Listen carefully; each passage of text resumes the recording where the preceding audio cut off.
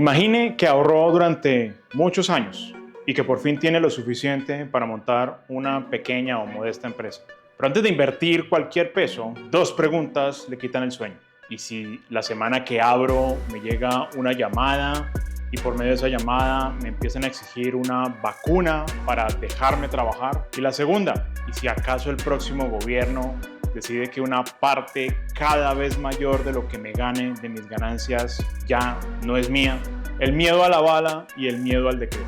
Esas dos preguntas deciden algo muy importante. Si usted invierte para el largo plazo o si guarda su plata debajo del colchón y espera a ver qué pasa, o si consume esa plata en el presente. Y esa decisión, multiplicada por millones de personas, determina si un país prospera o se estanca.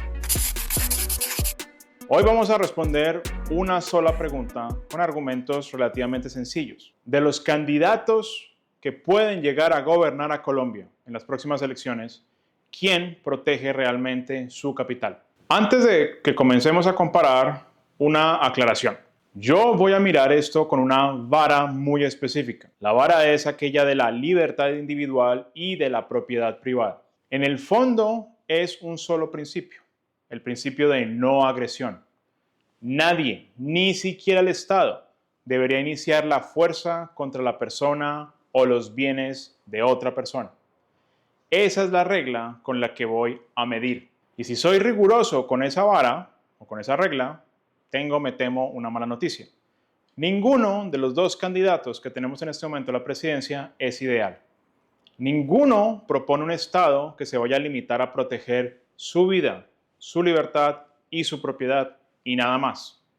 Hablar de la Espriella expandiría el brazo punitivo del Estado y gobernaría, según ha dicho, a punta de decreto. Cepeda expandiría el brazo redistributivo del Estado, tomando por la vía del impuesto una mayor porción de lo que usted produce. Desde el principio puro, los dos se quedan claramente cortos. Entonces, ¿para qué esta discusión? ¿Para qué este video? Porque en una elección, y en esta en particular, no se escoge entre el candidato ideal y el resto. Se escoge entre los que hay. Y ahí la pregunta cambia. Ya no es quién es el candidato libertario, porque ninguno de los que tenemos lo es, sino cuál de estas propuestas de los candidatos empuja, aunque sea un poco, hacia más libertad, hacia un Estado que pese menos sobre lo suyo.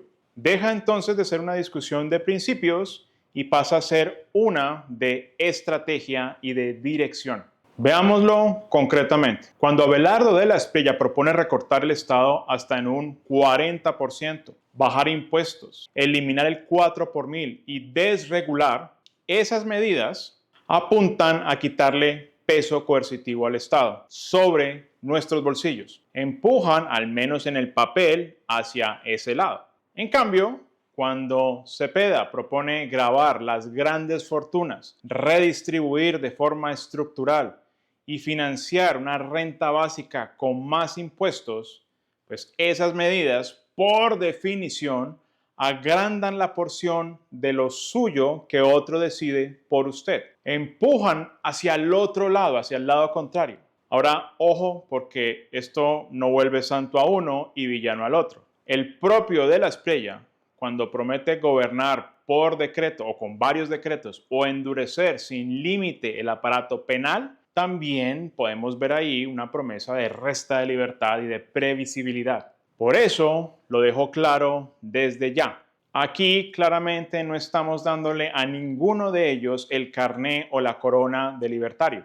Estamos midiendo y reflexionando acerca de direcciones, de estrategias. Y para ver por qué esa dirección pesa tanto, conectemos la libertad con algo de lo cual hemos hablado mucho acá, el capital. Aquí la Escuela Austriaca de Economía explica algo mejor que nadie. Y lo hemos dicho varias veces y volvámoslo a decir, el capital no es algo que simplemente está ahí, sino que hay que atraerlo y sobre todo hay que retenerlo.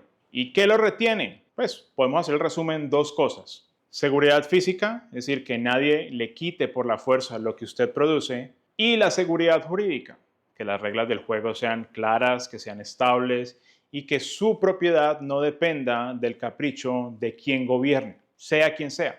Son cimientos gemelos, si queremos verlo así. Si falla uno, el edificio igual se termina cayendo. El mecanismo tiene nombre: preferencia temporal. En palabras sencillas, cuando una persona teme que le destruyan la empresa, el negocio o le confisquen las ganancias, pues deja claramente de pensar en el largo plazo y se refugia en el presente. No crea empresas que puedan tardar años. Consume lo que pueda hoy.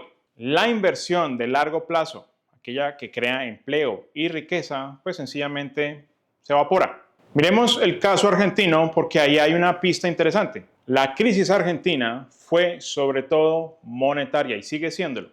Años de emisión, inflación e impuestos asfixiantes a cualquier iniciativa privada. Milei ganó explicando algo que allá se había vuelto tabú: de dónde viene realmente la riqueza. Pero, y este es un punto importante, la crisis colombiana no es idéntica. Aquí la inflación existe, pero no es lo que realmente, o por lo menos aún, nos tiene contra las cuerdas. Lo nuestro aquí en Colombia, primero, es una crisis de seguridad física y detrás una de seguridad jurídica que viene años comenzando, que viene años, digamos, en proceso. Son dos amenazas y veámoslas con datos. Colombia cerró el 2025 con más de 14.000 homicidios, el año más violento de la última década, con una tasa cercana a 26 por cada 100.000 habitantes, de las más altas de la región. Y un dato que conecta directo con su bolsillo y con el mío: 7 de cada 10 homicidios están ligados al crimen organizado, al sicariato y al narcotráfico. El secuestro extorsivo creció cerca de un 128% en un solo año, 477 casos, la cifra más alta en una década. Y los ataques contra la fuerza pública se dispararon cerca de un 124% en la primera mitad del año. ¿Por qué pasó esto? Pues entre otras porque los grupos armados se fortalecieron de una forma en la que no se veía hace años. Hoy suman alrededor de 27.000 integrantes, más de 10.000 más que al comienzo de este gobierno. Solo en el último año, el Clan del Golfo creció cerca de un 30%. Y las disidencias lo hicieron en un 23%. Más hombres, más territorio, más economías ilegales o mercados negros. Y aquí conecto con su empresa, su negocio, los corredores logísticos. Pensemos en Cali, Buenaventura o la Vía Panamericana. Se volvieron zonas de alto riesgo, de bloqueos, de extorsión y de ataques. Mover personas y mercancías por Colombia hoy tiene un costo de riesgo que antes no estaba. Eso, en lenguaje sencillo, es preferencia temporal subiendo. El empresario no invierte a 10 años en una región que sencillamente no controla a nadie o controla a aquel que le cobra vacuna. La segunda amenaza es un tanto más silenciosa, pero no por eso menos real. El Estado colombiano creció y con él la promesa implícita de quedarse con más de lo suyo y de lo mío. En 2025, el gasto del gobierno nacional llegó al 22,8% del Producto Interno Bruto. Los ingresos al 16,4%. El déficit fiscal cerró en un 6,4% del Producto Interno Bruto y el déficit primario en 3,5%, el más alto en 2 décadas si claramente dejamos por fuera la pandemia. Pero lo decisivo es la tendencia. Entre 2022 y 2025, el gasto creció mucho más rápido, de una forma mucho más vertiginosa que el recaudo. Hay ciertos análisis interesantes, como el de Corfi Colombiana, que advierte que el deterioro fiscal solo es comparable con los peores episodios recientes del país. Por un lado, la crisis económica y financiera de los años 90 y, por supuesto, la pandemia. Y la deuda bruta ya superó el 64% del Producto Interno Bruto, un máximo histórico en pesos. ¿Y qué significa esto para usted, para mí, para todos aquellos que están viendo, mirando, teniendo en cuenta el futuro? Significa una sola cosa: alguien claramente va a tener que pagar ese hueco. El presupuesto de 2026 quedó oficialmente desfinanciado. El Comité Autónomo de la Regla Fiscal calcula un faltante cerca de 31 billones de pesos. Y para taparlo, pues claramente, como siempre, sobre la mesa está el prospecto de crear nuevos, odiosos y horrorosos impuestos. Eso es lo que ahuyenta la inversión.